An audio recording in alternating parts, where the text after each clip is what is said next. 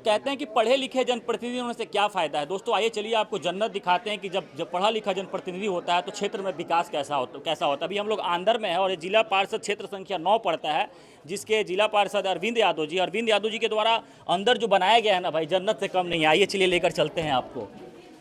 देखिए दोस्तों, ये आंदर का एक विद्यालय है और इस विद्यालय में एक लाइब्रेरी बनाया गया है और इस लाइब्रेरी को आपको देखने से ये लगता होगा कि कोई प्राइवेट लोग जो होंगे इस लाइब्रेरी को बनाए, लेकिन दरअसल ऐसी बात नहीं है। ये सरकारी स्कूल का सरकारी लाइब्रेरी है। इस लाइब्रेरी में वो तमाम व्यवस्थाएं की गई हैं जो पटना, दिल्ली, मुंबई के बड़े बड़े शहरों में जो लाइब्रेरी रहती हैं, जो मोटी फीस लगाकर पढ़ाई की जाए। अरविंद जी, ऐसे ड्रीम प्रोजेक्ट आपके माइंड में कैसे आया? देखिए, हम पहले तो आपको बता दें कि हम एक शिक्षक के परिवार से हैं। हमारे दादाजी भी शिक्षक से रिटायर इस दुनिया में नहीं हैं। उनका ये सपना रहा, उनका सपना को हम लोग साकार करने में लगे हैं।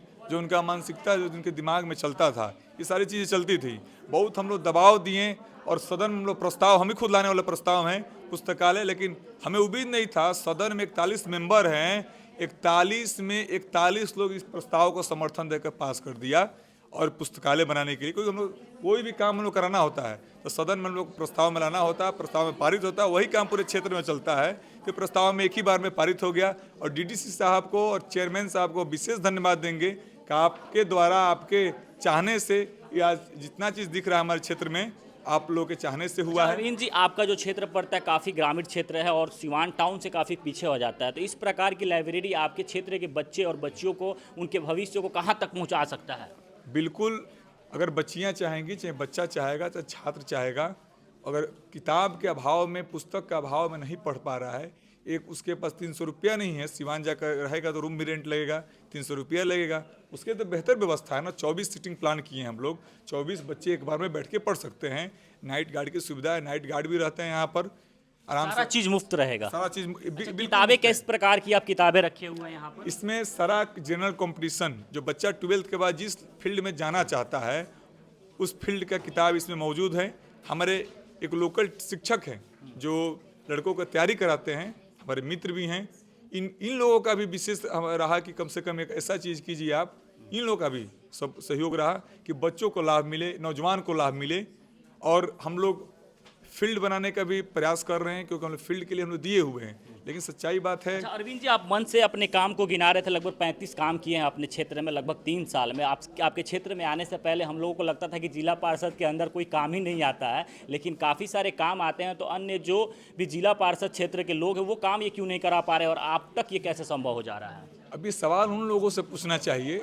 सच्चाई हम तो पहले ही आपसे मन से बता दिए कि आप चेयरमैन के साथ हैं, चेयरमैन के सहयोग किए हैं, जिताने में उनका सहयोग रहा है तो बिल्कुल काम होगा और कोई क्षेत्र वंचित नहीं है। लेकिन इसमें क्या है कि आपको इच्छा शक्ति भी तो होना चाहिए। हम कुछ ऐसा काम किए हैं जो दूसरे विभाग से हो रहा है, लेकिन जाकर हम तो करवा रहे हैं, दौड़ धूप तो हम ही कर रहे हैं, दूसरे विभाग से हो रहा है। वो भी तो चाहिए ना, जाकर उस विभाग में नॉलेज भी तो होना चाहिए किस विभाग से कौन सा काम हो जाएगा। ये यहाँ देखा जाता है आमतौर पर, हम लोग भी इंटरव्यू लेते हैं तो किसी काम के बारे में पूछते हैं तो कहते हैं कि मुखिया जी के पास चले जाइए, विधायक जी के पास चले जाइए। हम लोग को तो फंडे नहीं मिलता है तो हम लोग काम कैसे कराएंगे? बिल्कुल फंड मिलता है। जो लोग अगर ये चीज़ कहते हैं तो देह चुराते हैं और अपने जनता को धोखा देने का काम करते हैं। अरविंद जी, एक लास्ट सवाल रहेगा, अगर एक जिला पार्षद चाहे तो अपने क्षेत्र का दुर्दशा बदल सकता है या नहीं बदल सकता है? अपनी जो उनका जो ताकत मिला हुआ है संविधान के बिल्कुल कर सकता है। प्रयास और लालसा होना चाहिए, इच्छा शक्ति होनी चाहिए। और आप जब जिला में जा रहे हैं तो क्या लेके आते हैं? अगर मैं गाड़ी से निकलता हूं तो सोच कर जाता हूं कुछ लेकर आना है क्षेत्र के लिए, कुछ ना कुछ। अगर 11 तारीख को बैठक है, मेरा बैठक आपको मैं वीडियो भिजवाऊंगा, वीडियो आप देखिएगा। मैं 6 विभाग पर बहुत सख्त सवाल पूछने वाला हूं, उनसे जवाब मांगने वाला हूं 6 विभाग पर। चलिए अरविंद जी, समय देने के लिए बहुत बहुत शुक्रिया। और देख सकते हैं ये प्रोजेक्ट अरविंद यादव जी के माइंड में पनप रहा था और ये धरातल पर काम भी कर रहा है। और देखिए कितना खूबसूरत लग रहा है। हमारी आसपास की जो लड़कियां हैं पढ़ने के लिए बैठी है। मैडम क्या कहेंगे, इस प्रकार के प्रोजेक्ट अगर स्कूल में होते हैं तो कितना मनोबल बच्चों के लिए बढ़ता है? पहले तो सर्वप्रथम मैं अरविंद यादव जी का धन्यवाद देना चाहूँगी कि उन्होंने +2 उच्च विद्यालय गहिलापुर में इतने भव्य तौर पे मतलब पुस्तकालय का निर्माण करवाया है। मैं इसी विद्यालय में कार्यरत हूँ और बच्चियों को इतना अच्छा मौका दिया है कि वो पढ़ के आगे कुछ कर सके। जैसे कि कहा जाता है कि शिक्षा वह सबसे शक्तिशाली हथियार है जिससे कि हम पूरी दुनिया को बदलने का ताकत रखते हैं। कितना कितना बच्चों की शिक्षा में सुधार होगा इस लाइब्रेरी की वजह से? बहुत होगा सर, जितना आप चाहेंगे। लाइब्रेरी की वजह से तो आसपास के गांव का माहौल भी बदलेगा। बच्चे पढ़ने लगेंगे आजकल, इधर पढ़ने लगेंगे और बच्चियों को बहुत कुछ करने का मौका मिलेगा। सबसे बड़ी बात यह है कि बच्चियों को और बच्चों को यहाँ से बहुत कुछ करने का मौका मिलेगा।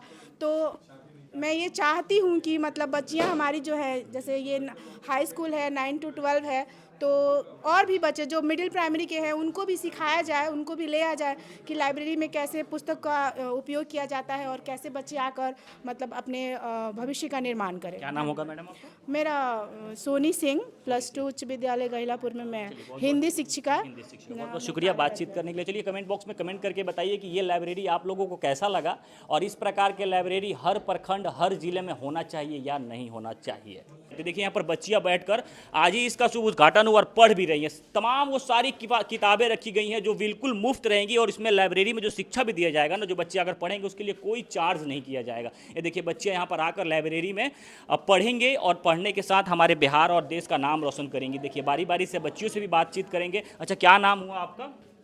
बैठे रहिए, आप कोई दिक्कत नहीं। बबली कुमारी कौन? बबली कुमारी जी, कहाँ घर पड़ता है? यहीं। असम। अच्छा लाइब्रेरी के बारे में क्या ख्याल है, कैसा लग रहा है, पहले ये बताइए। लाइब्रेरी सर बहुत अच्छा है, मतलब बढ़िया है। गरीब लोगों के लिए जो है बढ़िया तरीका किताब मिल जाएगा यहाँ से, सिर्फ पढ़ना रहेगा? सिर्फ पढ़ना रहेगा, खरीदना नहीं रहेगा उन लोगों को। अच्छा आप अब कैसा लग रहा है लाइब्रेरी बाबू? बहुत बढ़िया। बहुत बढ़िया रहे, किताब सारे मिल जाएंगे। पढ़ेंगे आप लोग? हाँ जरूर। थोड़ा सा इधर से आइए। तो सर हम लोग अब निकलने वाले हैं। आप लोग निकलने वाले हैं? जी सर। अच्छा आप लोग तो अब बुक मिल रहा है फ्री में, अब पढ़ना है बैठकर? Yes sir. अच्छा क्या नाम हुआ आपका? खुशबू कुमारी। लाइब्रेरी में कितना घंटा समय दीजिएगा आप? अब तो हम लोग निकलने वाले। अब तो निकलने खुला है ना। अच्छा अफसोस है आप लोगों को लेकर हुआ। अच्छा आपकी भाई जो होंगी चाहे बहन होंगी वो आकर पढ़ेंगी, इसका लाभ ले पाएंगे।